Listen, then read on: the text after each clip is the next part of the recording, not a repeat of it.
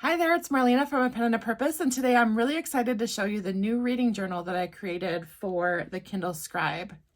This has several tabs down the side, which gives you different sections that you can work within in your reading journal. So the first one is goals, and on this page you can see that you can create a reading goal for the year. Mine is 50. And as you read those, you can use your little highlighter to mark off those books as you complete them. I do have 2 pages of this, so it goes up to 176 books. The next tab is trackers, and you can see there's several different trackers that you can go to on this tracker page. The first one is your daily reading tracker. And again, I use the little highlighter to mark off the days as I read. So far this year, I've read every single day.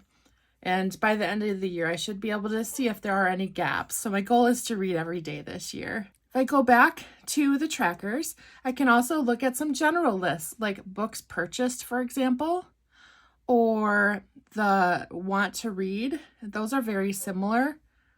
They're just lists with check boxes next to them. The abandoned books tracker is very similar.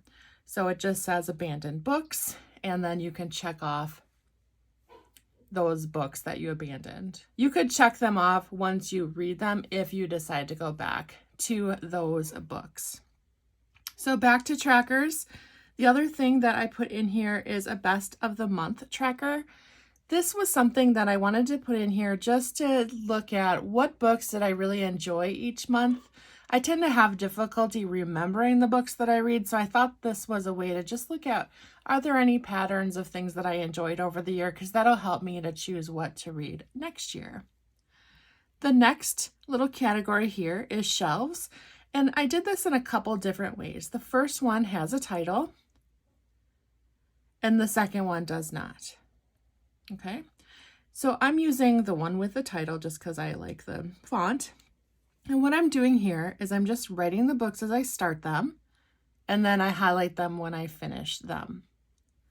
I do have in each of these sections 3 separate bookshelves so that it has a little bit of variety. And each of these has the page several times. Because as I learned when I was first reviewing the Kindle Scribe, you can't add pages, so I made sure that there were quite a few pages for people in this planner. The next section is series, and for this, I have a series list. So the way that this works is you write the name of the series, maybe the author if you need it, and then it'll go, if you click on the number, it'll go to this section. So I'm reading the series Throne of Glass, and so I wrote down the title of the series, and then I wrote down the names of the books in that series, and I check them off as I complete them.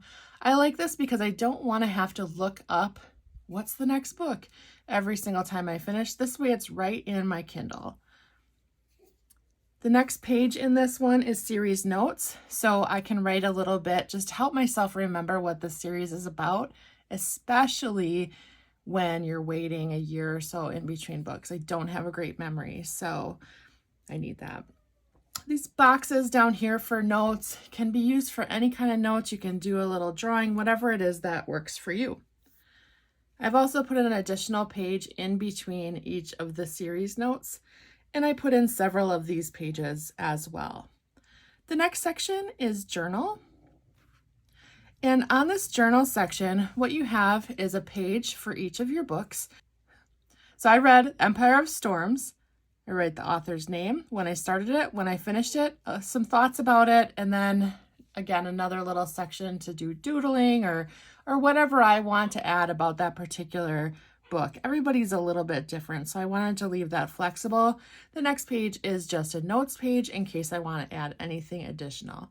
There are quite a few of these book journal pages within this planner. The next section is challenges. The first one is an alphabet challenge, and this has to do with trying to read a book with the first letter of each letter of the alphabet. I'm doing pretty well so far. Obviously, I haven't read all these yet because I've only read 3 so far, but they're from my series, so I know I'm going to read them next. The other challenge is actually a general challenge, And so it just says book challenge, and you can do this in any way that you want. The way that I'm planning to do it is just to write over here like what this challenge is. So if I wanted to do a state challenge, or if I wanted to do, I saw a challenge like book 52 challenge or something like that, then I just know that I'm following that here. And finally, the last section is the notes section. So I have lined notes, untitled line notes. I really wanted to give flexibility, and then dotted pages. And I did put a lot of dotted pages in here because I know some of you like to draw out your own spreads within your journal. And I thought the dotted page really would give you the opportunity to do that. So that is the new reading journal. It is for sale in my Etsy shop. So go check it out. And I hope you enjoy it. If you found this useful, want more digital planners or other digital goodies, let me know. Be sure to subscribe.